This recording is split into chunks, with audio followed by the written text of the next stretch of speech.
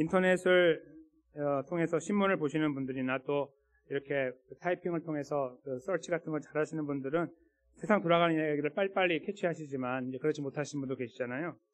2004년경쯤부터 한국에서 쓰여진 말 중에 답정너라는 것이 있습니다.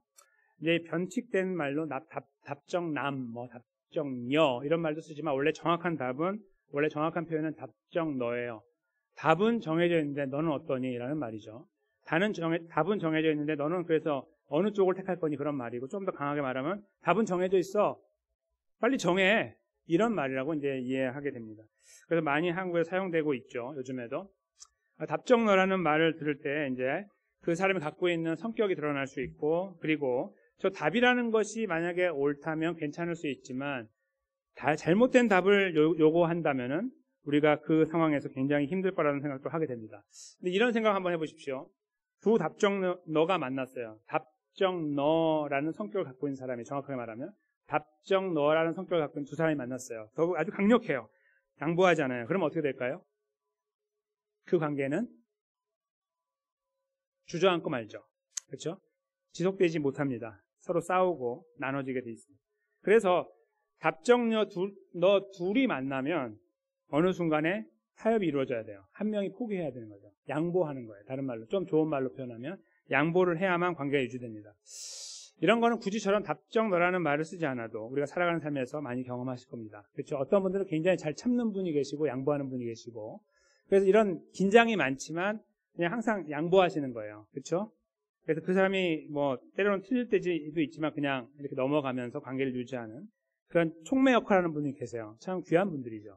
근데 그런 가운데도 그런 거 아랑곳하지 않고 무조건 밀어붙이는 분도 계세요.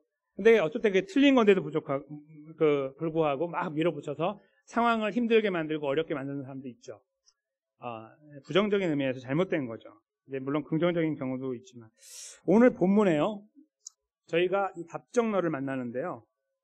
하나는 보이는 답정너예요. 답정너의 성격을 갖고 있는 또 하나는 보이지 않는 답정너. 이 긴장 관계를 저희가 볼 건데요. 답정너가 이렇게 부딪히면 깨지잖아요. 이렇게 부딪히지 않고 이렇게 서로 수평선을 이렇게 형성해 가는 거예요.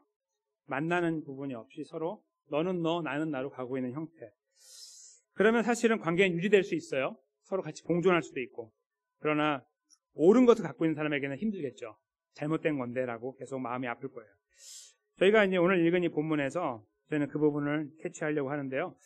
이것은 단순히 누가 답정너다 아니다 이런 것들의 문제가 아니라 우리가 살고 있는 삶의 현장에서 우리들의 삶의 방향은 어떠해야 될지를 분명하게 제시하는 아주 능력 있는 말씀이 됩니다. 저희 이 말씀에 대한 기대감을 가지고 하나님 어떻게 말씀하실지 기대하면서 이 말씀 속에 같이 들어갔으면 좋겠는데요. 오늘 말씀을 시작할 때에 먼저 저희가 기억해야 될 것은 이 호세아서 6장 앞부분에서 저희가 읽었던 내용을 잠깐 헤아리면서 읽을 필요가 있습니다. 6장 6절 말씀인데요. 여기 적진 않았지만 제가 읽어드리면 이렇습니다. 나는 인애를 원하고 제사를 원하지 아니하며 번제보다 하나님을 아는 것을 원하노라. 그 앞부분에 기억나시죠? 이스라엘 사람들은 정확히 말하면 에프라임 사람들인데 하나님께 범죄하고서 범죄 안에서 문제가 생겼을 때 그 해결하는 해결책으로 삼는 것은 뭐냐면 하나님께 돌아가자라고 했고 하나님께 돌아가면 기껏해야 3일이면 다 낫게 하신다는 엉터리 이야기를 하는 거였습니다. 그 말씀을 떼어서 1절, 3절을 저희가 읽으면 되게 은혜로운 말씀이에요. 회개하자, 돌아가자 이런 말처럼 보이죠? 근데 문맥에서는 그런 의미가 아니라고 말씀드렸습니다. 이것은 말이 안 되는 이야기고 너무 지저분한 이야기고 더러운 이야기고 너무 냄새나는 이야기라고 말씀드렸습니다. 그러니까 하나님을 가지고 노는 거죠. 우리는 아무 때나 범죄할 수 있는데 돌아가는 것은 잠깐만 눈만 한번 딱 감으면 우리 하나님은 자비로워서 우리의 죄를 용서하시고 우리를 다시 품어주실 거라. 한 3일만 기다려봐. 다 해결되라고 말하는 이런 말이 하나님의 가슴에 계속해서 단도를 찔러 넣는 그런 형태라고 저희가 이해를 했습니다.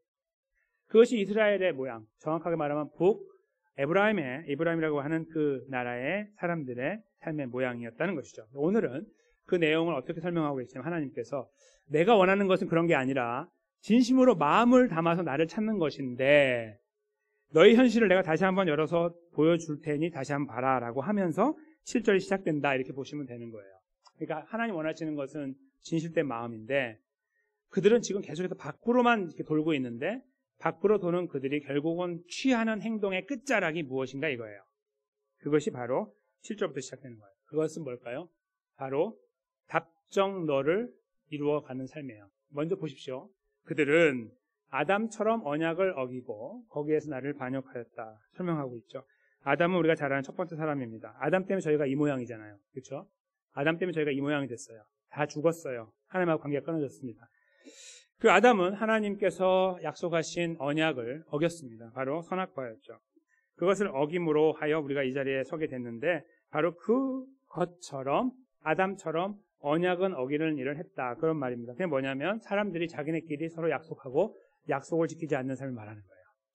당시에 살던 사람들이 하나님을 중심으로 약속을 해도 그걸 지키지 않는 그런 뻔뻔한 모습으로 서로 살고 있는 거예요. 서로 잡아먹고 잡혀먹는 이런 약육 방식의 모양으로 살아가고 있는 거죠. 그런 모양들을 여기서 이렇게 쓰고 있는 거예요. 그들의 모습을 들여다보니까 참 가관인데 서로 약속을 지키지 않는 그런 모습이 팽배하구나라는 말씀입니다. 그리고 거기에서 나를 반역했다는 말, 거기는 이제 장소를 말하는데 뒤에 나와요. 이제 어떻게 반역했는지가 보이는데요. 두 가지에서 보는데 8절에 보시면은 길르앗이라는 데가 나와요. 그리고 하나 9절에 보면 세겜이라는 곳이 나오는데 8절에 있는 길르앗은 원래 이스라엘 사람들 이렇게 성경에 보면요. 초기에 여호수아 시대까지 정도는 많이 언급하는 부분이에요. 왜냐하면 요단강 건너편에 있거든요. 요단강 건너편 동쪽에 있는 땅에 있는 지명이에요. 보통 이 시대가 되면 왕주 시대의 끝자락에 가면은 여기는 지금 안중에도 없어요. 여기는 되거나 말거나 사양없어요. 상관없어요.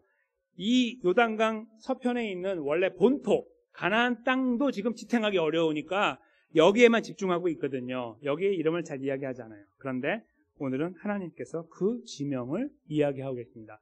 왜 그럴까요? 한번 생각해 보세요.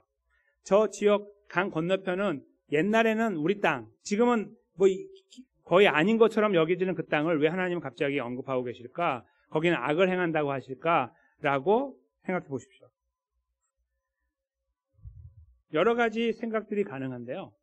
제가 생각하는 입장에서는 길르앗을 굳이 언급하신 이유는 이스라엘이 원래 갖고 있었던 땅 전체를 하나님이 말씀하고 싶으셨다라는 생각을 해요. 즉 하나님이 지금 굉장히 속이 원통하단 말이에요. 원통해요. 막 찢어지고 터질 것 같아요. 이스라엘은 돌아올 생각도 하지 않고 계속 자기네 일을 갖고 있어요. 이따 또 뒤에서 확인하겠지만 답정너예요. 나는 정해진 답을 갖고 살고 있고 이제 너는 어떻게 할 건데 계속 이야기하면서 살고 있는 사람들이에요. 그러니까 회개할 수 있는 여건들이 점점 없어지고 있는 상황 속에 가슴을 움켜쥐고 하나님께서 그들에게 말씀하실 때에 온 땅이 다 썩어 있구나라고 말씀하시는 거예요. 온 이스라엘이, 북쪽 이스라엘 전체가 썩어 문드러졌구나라고 하나님께서 내뱉고 계시는 거예요. 그게 바로 길르앗이 이 모양이 되었다는 말씀입니다. 제가 생각할 때는 굳이 그 땅을 언급하신 이유는 그러면서요. 이제 그러면 그쪽 말고 여기 본토 지금 사람들이 살고 있는 이곳은 어떠할까요? 9절이죠. 여긴 더 가관이에요. 이제 한번 보겠습니다. 세겜이라는 곳인데요. 이 세겜이라는 곳에 있는 그러니까 제사장들이요. 무리를 지어가지고 길 강도처럼, 저기 강도는 길 강도를 말하는데 길 강도처럼 숨어 있다가 지나가는 사람들을 때려잡고 살인하고 빼앗는 일을 하고 있는 거예요. 여기에. 그러니까 저쪽 길르앗도 피범벅이 된 그런 상태인데 이쪽은 그래도 좀 나을까 하고 봤는데 여기에는 세겜이라는 곳에서 난리가 났는데 거기에 주동자가 누구냐면 뭐 악한 사람들이 아니라 제사장이라고 하고 있다는 거예요. 그래서 정말 황당하기 짝이 없는 상황이죠. 근데 이 세겜에 대해서 먼저 저희가 살펴보면서 이 황당함이 얼마나 큰지를 저희가 되짚어 봐야 됩니다. 먼저 창세기 12장에 보면 하나님께서 아브라함을 부르셔가지고 하란이라는 곳에서 아브라함 전체 가족이 내려오거든요. 내려와서 이 가나안에 딱 정착했던 첫 번째 땅이 세겜이었습니다. 세겜은 그때부터 이스라엘 역사 속에 중요한 장소가 된 거예요. 세겜에서 하나님께 제사를 드렸다 이렇게 성경이 쓰고 있습니다. 그리고 나서요 계속 세겜과 관계를 유지하거든요. 그러다가 이삭의 둘째 아들 야곱이 형 에서를 피해 도망가잖아요. 도망갔다가 바다람에 갔다가 돌아오거든요. 돌아왔을 때에 그가 하나님하고 관계에서 뭔가 다짐을 하는 행동을 해요. 그게 바로 뭐냐면 저 바단 아람에서부터 자기 몸에 붙이고 왔던 여러 우상들이 있어요. 드라빔 같은 거 조그맣게 생긴 건데 갖고 다니는 거예요. 이렇게 부족같이. 그런 것들 포함해가지고 모든 걸 다 땅을 파가지고 묻어요. 다시는 이걸 섬기지 않고 하나님만 섬기겠다라는 상징이었어요. 근데 그 장소가 어디냐면 세겜이었습니다. 너무나 귀하고 복되고 거룩한 자리예요. 그것이 다가 아닙니다. 창세기 50장에는요. 이제 그 야곱이라는 사람이 이런 역사를 이룬 다음에 훗날에 애굽으로 가잖아요. 이집트로. 자기 아들 요셉 덕분에. 그렇죠? 그 덕분에 거기 가서 이제 살게 되고 번성하게 돼요. 근데 그 상황 속에서 그가 하나님의 약속을 기억하는 것이 세겜 땅에 자기가 묻혀야 된다는 거예요.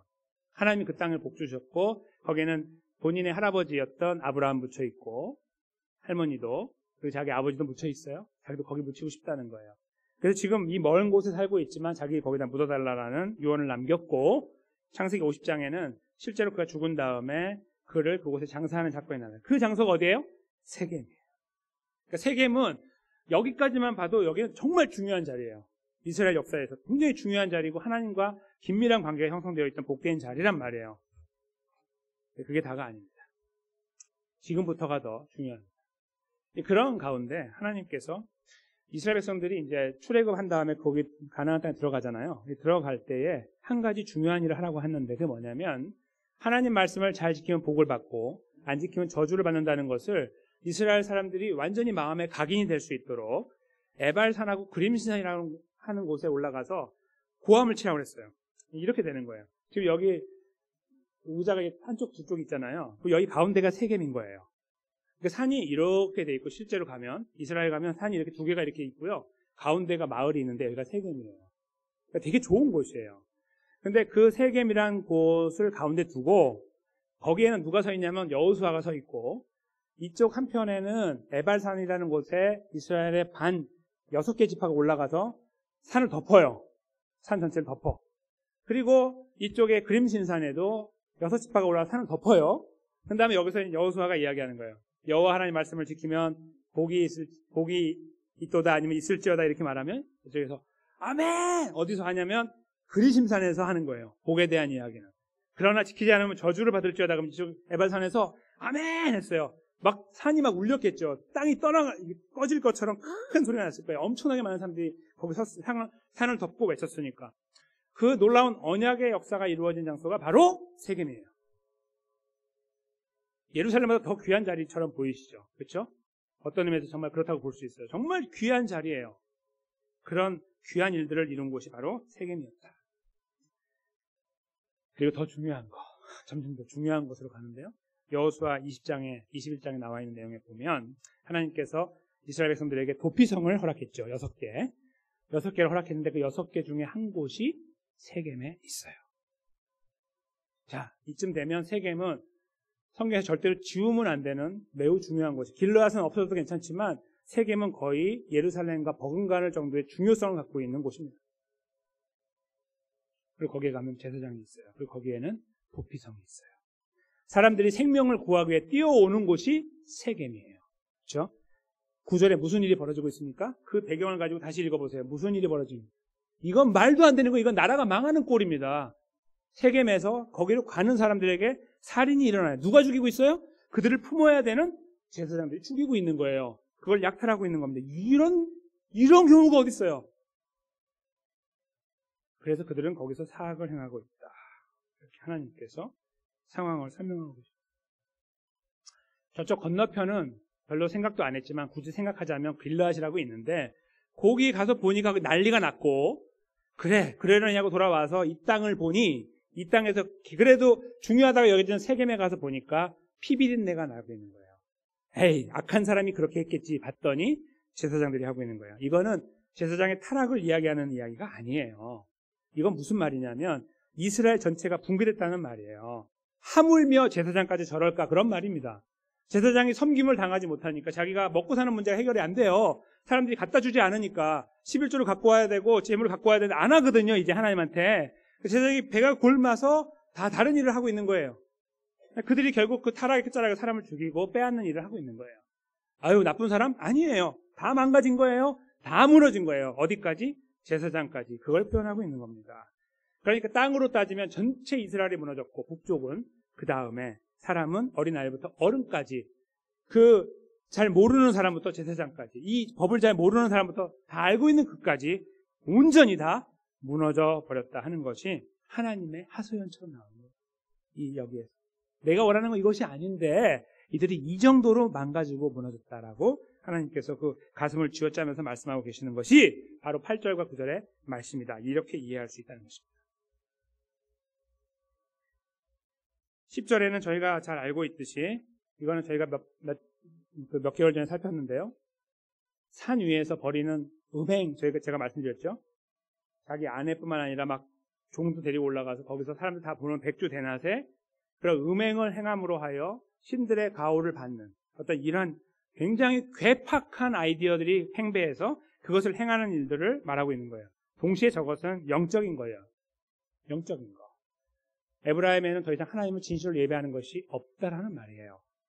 하나님을 떠났다는 말이고 영적 간음이 이루어지고 있다는 표현입니다. 육적으로, 영적으로 다 무너져 버렸어요. 지역적으로, 직업적으로, 영적으로, 육적으로 모든 부분에서 붕괴된 북쪽 이스라엘을 하나님께서 가슴을 쓸어 담으면서 말씀하고 계시는 거예요. 근데 여기에서 진짜 더 충격적이고 마음이 아픈 것은 11절입니다. 이 잘못된 것이 어디까지 이어지냐면 유다까지 이어집니다. 남쪽에 있는 유다에는 좋은 왕들이 많이 있었어요. 그나마.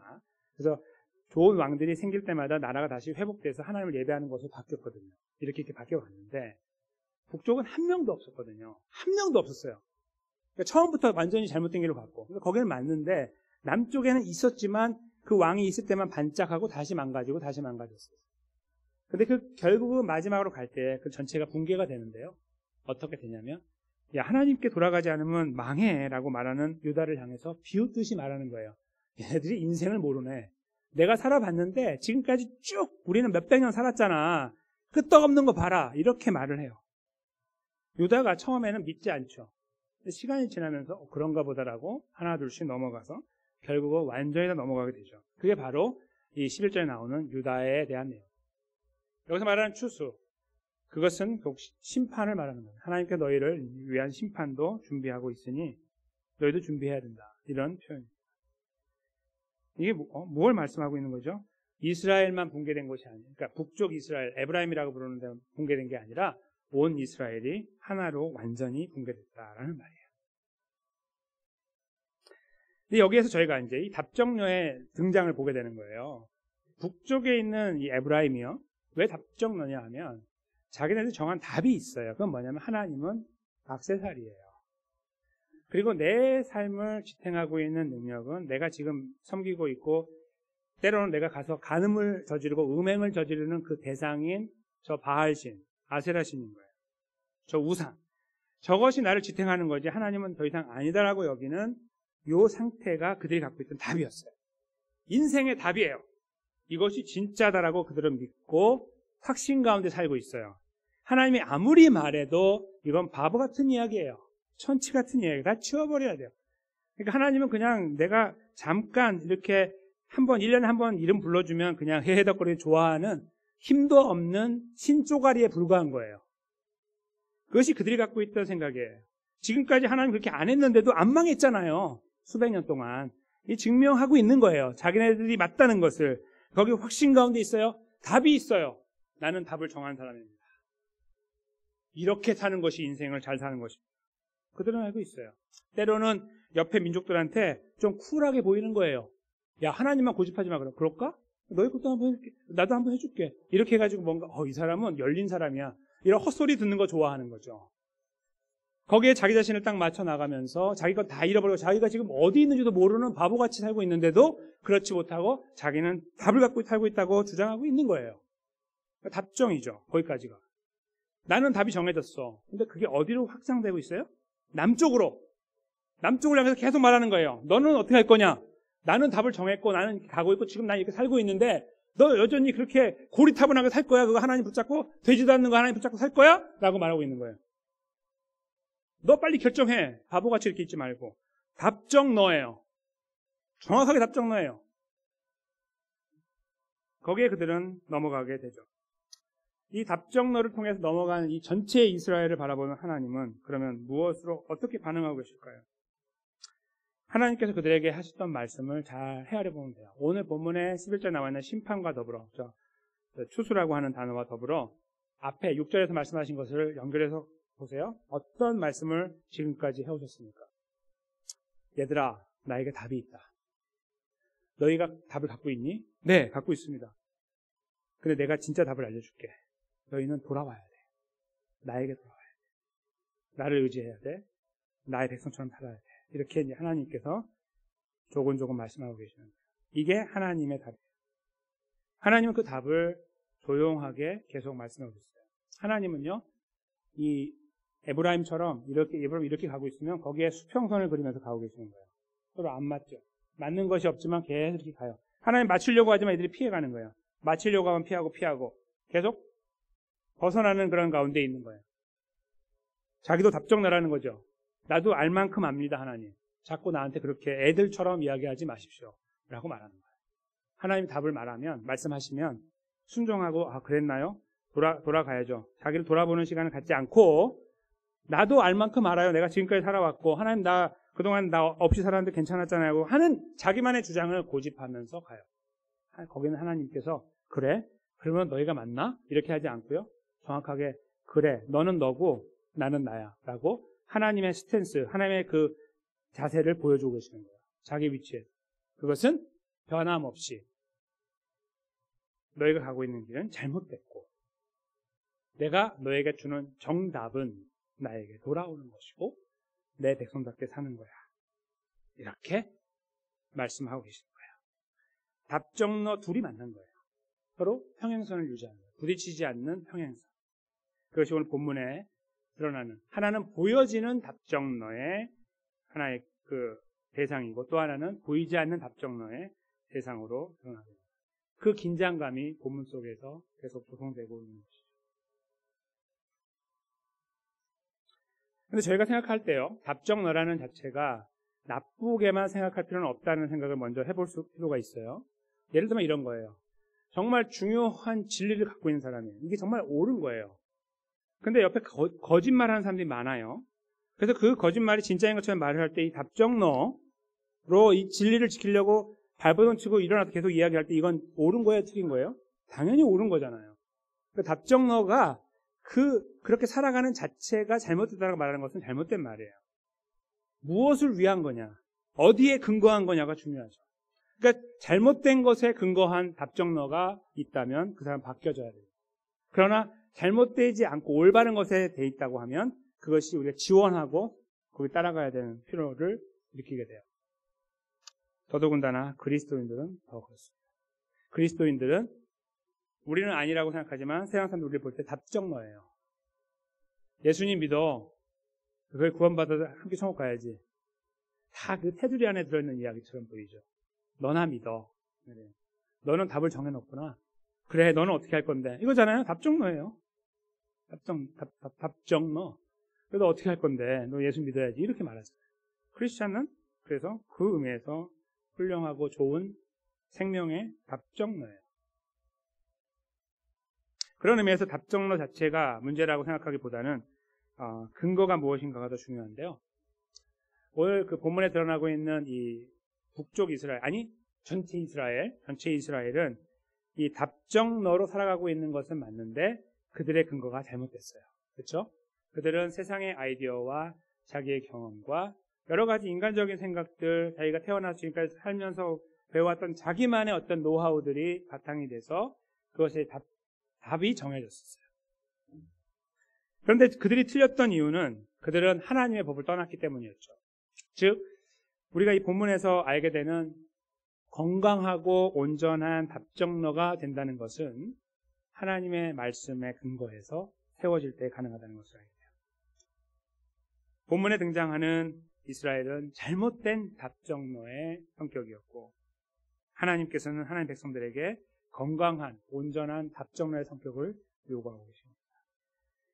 별로 매력적이지 않아요. 찾아가 봐야 별로 안 되고 그리스도인들이 이렇게 정직하게 살 때 어떤 분들이야 굉장히 드문 케이스에서 잘 되고 풍성해지지만 많은 경우에 다 주저앉아 버리고 망하는 경우를 못 봅니다.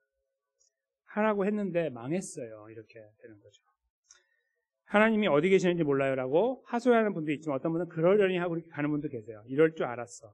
그게 피해 망상에서 말하는 게 아니라 그 상황이 늘 자기의 경험 속에 있었기 때문에 하나님을 열심히 믿으면 잘 되는 경우도 있지만 많은 경우에 내 걸 포기할 때가 있더라고 라고 알고 있는 사람이에요. 그런 사람들은 그렇게 말을 하고 그것을 우리의 그런 걸로 알고 살아갑니다. 우리 성도님들 중에도 그런 분들이 계시죠. 잃어버리고 다 뻔히 보이는데 그냥 참아요. 넘어가는 거예요. 그냥 내가 손해보고 가요. 내가 한 번 더 말을 하면 내 위상이 좋아지고 내가 이 억울함에서 해방될 수 있지만 그걸 추구하지 않고 그냥 가는 거예요. 예수님 말씀처럼 한 대 맞으면 다른 쪽을 돌려대는 그런 모양인 거예요.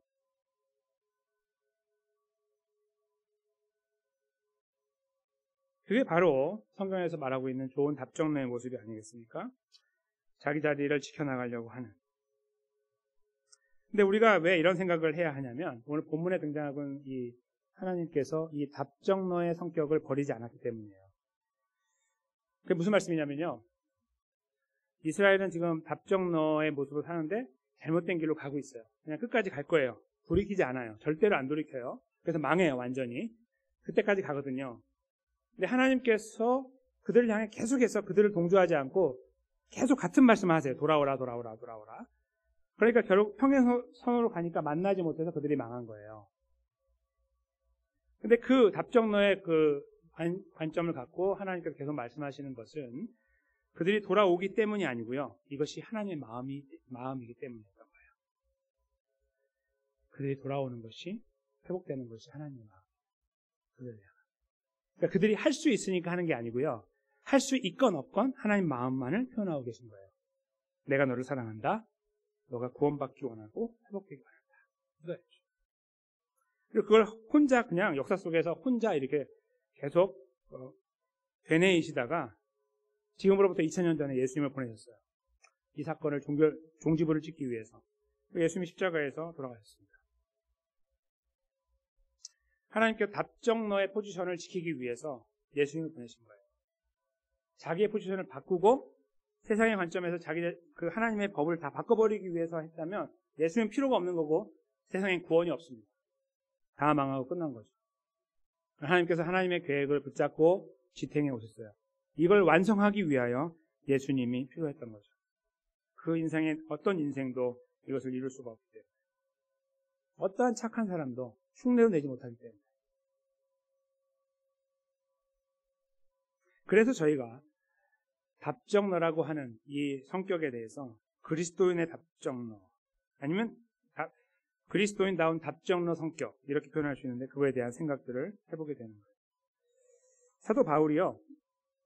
예수님 만나기 전에는 엄청난 답정너였습니다. 인생에 그 길을 꺾을 수 있는 사람은 거의 없었을 거예요. 부모님도 꺾지 못했을 것 같아요. 한번 화를 내면 친구와 관계가 쪼개져 버릴 정도로 심지어 전도를 나가는데도 자기 한번 화를 내니까 잘라져 버렸잖아요. 그래서 팀이 나누어졌어요. 그 정도로 아주 좋게 말하면 강인하고 너무한 거죠. 너무한 사람. 그런 성격을 갖고 있는 사람이 예수님 만나기 전에는 예수님은 이단이었고 죽어야 되는 사람이었고 따라가는 사람 다 죽여야 됐어요. 그래서 그걸 잡으려고 다메섹으로 올라가다가 예수님 만났죠. 예수님께서 그를 만나셨을 때 여러 말씀하셨는데 그 중에 한 말씀이 아주 기가 막힌 말씀이에요. 사도행전 26장 14절 말씀이에요. 저희가 한 목소리를 읽겠습니다. 우리가 나 땅에 엎드려짐에 내가 소리를 들으니 히브리 말로 이르되 사울아 사울아 내가 어찌하여 나를 박해하느냐 가시채를 뒷발질하기가 내게 고생이니라. 아멘. 이 말씀을 잘 생각해 보세요. 이게 지금 그림이 그려지세요? 사도 바울이 뭐 하고 있어요? 계속 저리가 발로 차고 있어요. 예수님이 팍팍 차고 있어요. 넌 아니야 차고 있죠. 차고 있는 동안에 찰 때마다 상처가 생기는 거예요. 저쪽에 지금 가시가 있거든요. 그걸 차고 있는 거예요. 예수님 말씀하시는 게 지금 무엇을 말씀하신다고 생각하세요? 야, 너 그만해 그거. 나 너한테 손해야. 너도 나를 믿고 구원받아야 돼. 나를 위해 살아야 돼를 말씀하고 있는 거예요. 이 사도 바울이 예수님 만나기 바로 저 포인트, 저 시점에서 어떤 길을 가고 있냐면 예수님이 가신 길하고 수평선을 가고 있는 거예요. 이렇게 평행으로 가고 있는 거예요. 만나지 못하고 계속 가요. 이스라엘과 똑같은 거예요. 잘못된 기준에 의해서 자기가 갖고 있는 이해, 이게 답이야라고 자기만의 잘못된 답을 갖고 있었던 거예요.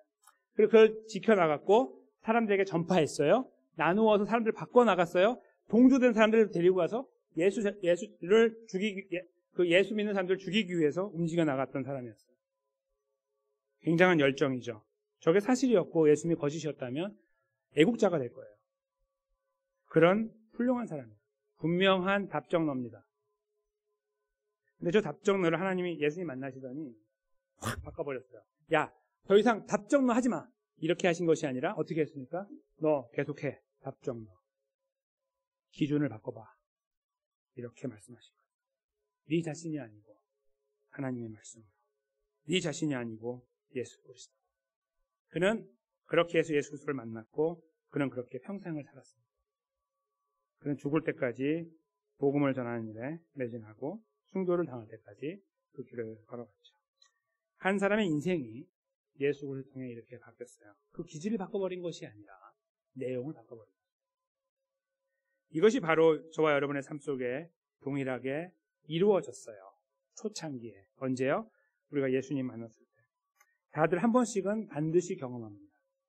예수님이 나의 구원자라고 고백하는 순간이 바로 고백을 드리는 순간이에요. 누구나 그리스도인은 한 번은 경험합니다. 근데 그 다음이 문제죠. 이스라엘이 하나님을 정말 몰라서 그랬습니까? 알아요. 그러나 하나님께서 제시하신 방법이 있었던 거예요. 거짓말 같고 안 되는 것 같고 그리고 하나님 그렇게 하지 않으셨고 그러니 거기에서 걸려 넘어지게 됐거든요.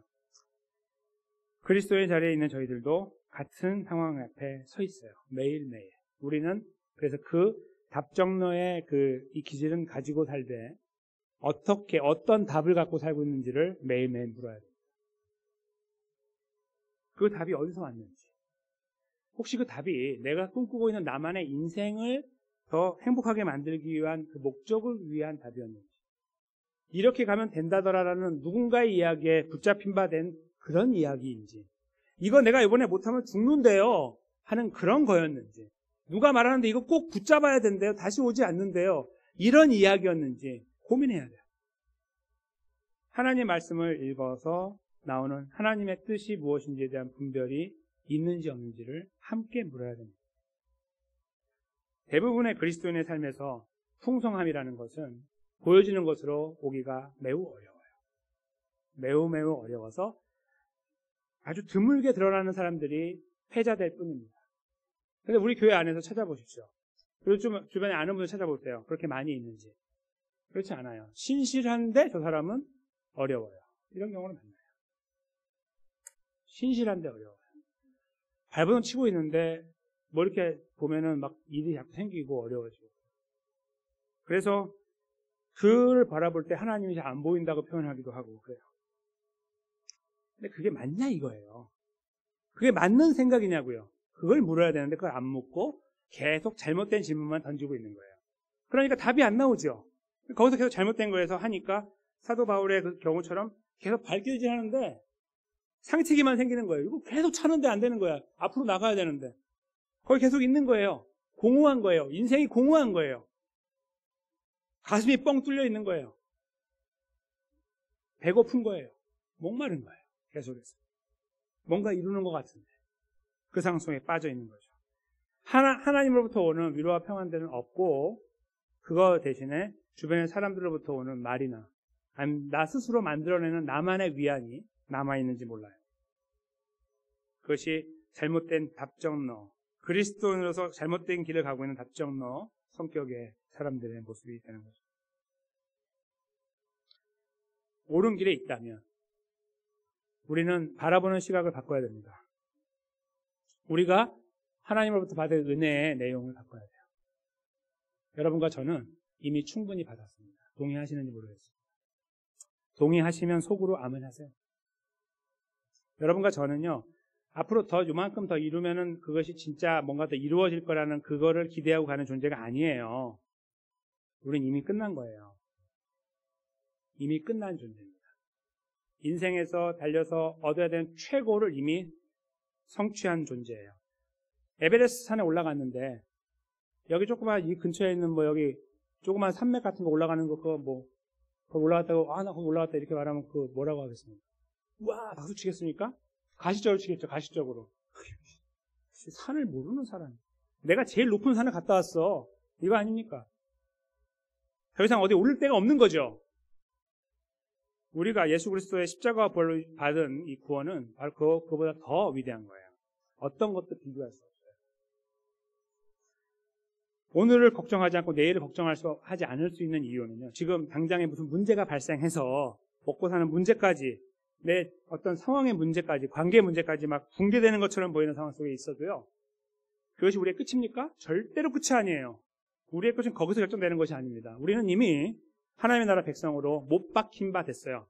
못 박혔다는 건 십자가에 박는 게 아니고 완전히 못이 박힌 것처럼 빼지 못하는 사실이 됐다는 거예요. 그러니까 우리가 내일을 걱정하지 않고 사는 거예요. 내가 죽어도 상관없는 거예요. 그렇게 믿음으로 고백할 수 있는 이유가 거기 있는 거 아닙니까? 그것은 성경에서 우리에게 귀가 따갑도록 말씀하시고 하나님께서 말씀해 오셨던 거예요. 이스라엘 백성들이 아니 농사가 왜 안 되냐고요? 라고 말할 때에 기다려봐 내가 알아서 너에게 필요한 것도 공급해 줄게 라는 말은 들리지 않는 거예요. 더 이상 그런 말도 안 되는 소리 하지 마시고 나 여기 갈 테니까 알아서 하세요 라고 가는 거예요. 그렇죠? 그것이 우리의 삶의 지배적으로 우리 안에 나타날 수 있는 것이죠. 그리고 우리는 그 답정너의 자리에 서 있는 것이 아무렇지도 않게 이루어지고 있다고 생각할 수도 있습니다. 사랑하는 성도 여러분, 우리는 우리 안에 여러 가지 그 삶의 숙제들을 가지고 살아가고 있습니다. 그것을 해결하기 위해서 우리는 발버둥 칩니다. 잠을 2시간, 3시간만 자고 살아가는 사람도 있습니다. 어떻게든 이걸 극복하기 위해서 이를 악물고 피를 토하면서 항상 눈이 충혈되어 있고 영양이 불충분해서 힘든 그런 시간들을 지나가면서 이를 악물고 가는 거예요.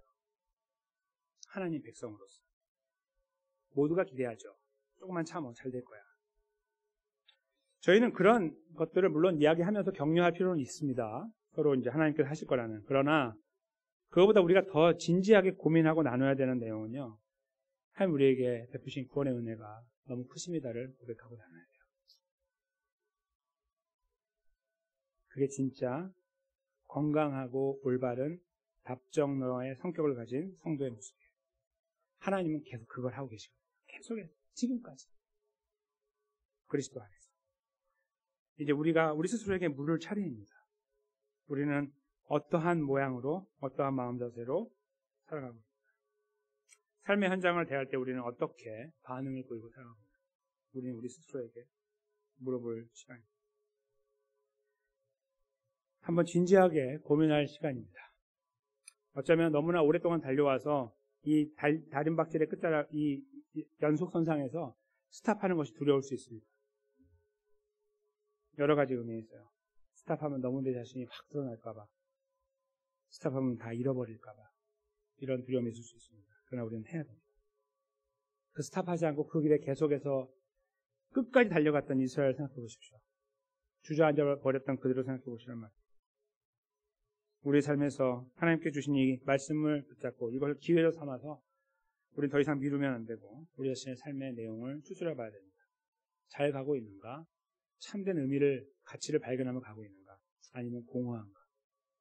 아무리 달리고 발길을 해도 계속 나에게 피해만 오고 피로만 밀려오고 배고픔만 더 남는 그런 자리에 있는지를 돌아봐야 돼요. 그게 무엇인지 모르겠어요. 저도 다 다르니까. 사람마다 다 다르지만 있어요. 그걸 돌아봅시다. 그것이 어쩌면 돈의 문제일 수도 있고요. 먹고 사는 문제, 사람들 문제, 자녀, 부모, 형제 문제일 수도 있고 우리 인생의 후회가 막심한 일일 수도 있습니다. 어떻게 살아갈 것인가 미래에 대한 걱정일 수도 있고요. 아니면 이 변화에 대한 두려움일 수도 있습니다. 그냥 적당히 살면 좋겠다. 적당히가 좋은 것 같아. 세상 사람 쓰는 말 그대로 그냥 가져와서 사용하는 거죠. 성경에서 말하고 있지 않는 이야기. 이미 잘못된 답정너의 또 다른 걸음이죠. 그렇죠? 그것이 아니라 하나님께서 우리에게 원하시는 삶의 방향을 다시 찾는 거예요. 좀 멋있게 말하면요, 하나님의 영광과 하나님의 나라를 위한 삶이에요. 하나님 기뻐하시는 삶이에요. 조금 더 쉽게 말씀드립니다. 하나님의 나라는 가시적인 교회를 말해요. 나는 하나님의 나라의 교회를 위해서 어떻게 살아가고 있는가도 돌아봐요. 그것이 우리가 물어봐야 되는 질문인데요. 더 심플하게 어린 아이들까지 포함해서 이야기를 한다면 하나님 백성답게 살고 있냐 이거죠.